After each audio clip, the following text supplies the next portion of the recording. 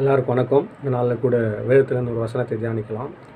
ஏசாயா 54 அதிகாரம் 14 வசனம் சொல்லுது, நீதியினால் சிறைப்பட்டிருப்பாய், கொடுமைக்கு தூரமாவாய், பயமில்லாதிருப்பாய், திகிலுக்கு தூரமாவாய், அது உன்னை அணுகுவதில்லை என்று சொல்லி இந்த வசனம் சொல்கிறது.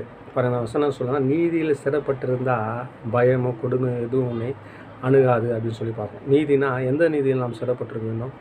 வேத வசனம் சொல்கிறது, இயேசு தான் நம்முடைய நீதியாக இருக்கிறார் வசனம் சொல்லுது. 2 Corinthians 5:21 சொல்லுது, பாவமறியாத அவரை நாம் அவருக்குள் தேவ நீதியாக முடியாது, பாவமறியாத அவரை பாவமாக்கினார் சொல்லுது. அதே 1 Corinthians 1:31 சொல்லுது, அவரே நம்முடைய ஞானம் நீதியும் பரிசுத்தமும் மீட்புமாக இருக்கிறார், அவரே நம்முடைய நீதியாக இருக்கிறார் சொல்லி பார்ப்போம்.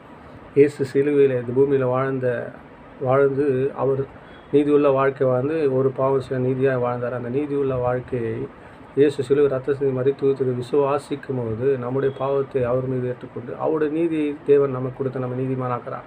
அந்த நீதியிலே நிலைத்திருக்கிறவன் தான். அது இயேசு தான் என்னோட நீதி, இயேசு தான் என்னுடைய பரிசுத்தம், இயேசு நீதி தான் நீதி. அந்த நீதினால் நீதிமானாக்கப்பட்டிருக்கிறேன். அந்த நீதியை கொண்டு நீதிமானாய் தன்னை நீதிமானாக வாழ்கிறவன், அந்த நீதியில் சிறப்பட்டிருக்கிறவன் தான் இந்த வசனம் சொல்வது போல் அவன் எந்த ஒரு கொடுமைக்கு தூரமாக இருப்பான், திகில் அவனை அணுகாது, பயம் அவன் அணுகாது, அவன் எந்த தீமை அணுகாமல் இருப்பான்னு சொல்லிப்பான். இதே வசனம் ஆம்பிளிஃபைடு வசனம் எப்படி வருதுன்னா, you shall establish yourself in righteousness. அதே போல் என்ன சொல்லலாம், யூ ஷால் ப்ராக்கெட்டில் என்ன சொல்லலாம், establish yourself in conformity with God's will and order. அதாவது உன்னை தேவனுடைய சித்தத்தில் உன்னை எஸ்டாப்ளிஷ் பண்ணு அப்படின்னு சொல்லி, தேவ சித்தத்துக்கு ஏற்ப கன்ஃபார்மிட்டி வித் காட்ஸ் வில்னா சித்தத்துக்கு ஏற்ப, சித்தத்துக்கு ஒத்தனை, சித்தையில் சித்தத்தில் நிலைத்திருப்பது, அவர் சித்தத்தில் உறுதியாக இருக்கிறவன். தேவன் நம்முடைய வாழ்க்கையில் குறித்து சொல்லப்பட்டிருக்கிற நோக்கங்கள், திட்டங்கள், அவர் நம்மை குறித்து என்ன சொல்லி நம்ம எதற்காக படைத்திருக்க, எதற்காக அந்த பூமியில் நமக்கு தாளந்து வரங்கள் குறித்து வைத்திருக்கிறார், அதுதான் தேவனுடைய சித்தம். அந்த சித்தத்தை அறிந்து நம்ம எதற்காக படைத்திருக்க அந்த சித்தத்தை வேத வசனம் மூலம் அறிந்து அதிலே உறுதியாக நிலைத்திருக்கிறவன், அதிலே சிறப்பட்டிருக்கிறவன் அவன் எப்படி இருப்பான்? அவன் தான் என்ன பண்ணுவான்? கொடுமைக்கு தூரமாக இருப்பான். அவனை கொடுமை அவனுக்கு அணுகாது. அவன் பயம் இல்லாத இருப்பான். அவன் திகிலுக்கு தூரமாக இருப்பான். எந்த தீமையும் அவனை அணுகாதுன்னு சொல்லி வசனம் சொல்லுது. ஆக இன்றைக்கு இந்த வார்த்தை கேட்குற நாம் நீதியில் சிறப்பட்டிருக்கிறோம். இயேசு தான் நம்முடைய நீதியில் சிறப்பட்டிருக்கிறோம்.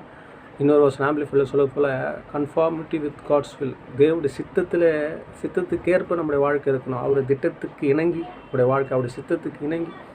பொதுவாக வேத வசனங்கள் சொல்கிற அந்த வசனமே நம்முடைய வாழ்க்கை குறித்து தேவ சித்தமாக இருக்குது. தனிப்பட்ட விதத்தை நாம் எதற்காய் படைக்கப்பட்டோம், என்ன நாம் செய்ய வேண்டும், என்ன தெரிந்து இப்படி தனிப்பட்ட காரியங்கள் குறித்தும் கர்த்தர் தம்முடைய வார்த்தை மூலமாக தம்முடைய சித்தத்தை வெளிப்படுத்துகிறார்.